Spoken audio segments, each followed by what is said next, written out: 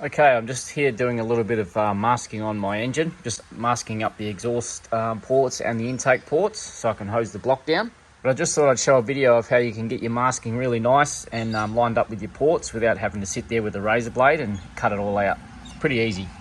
Now you can do this with pretty much any masking, if you're masking anything up really for paint.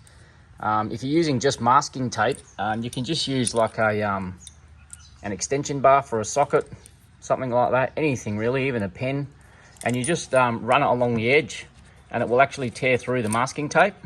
Saves you having to sit there with a razor blade and cut it all out, and it's pretty quick. Now as you can see, I'm using a bit more of a heavy duty tape for this because it's an engine. All I'm using are these two little files. So I've got a flat one here and a little round one, and I'll show you how easy it is to do. So I've just got the little file and I'm just getting in that corner first, just like that. Now I'll grab the other one, the flat one, and it's literally that easy.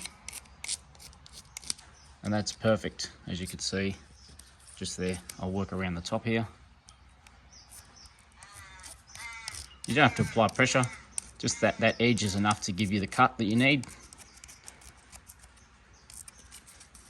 You can see there, that's perfect.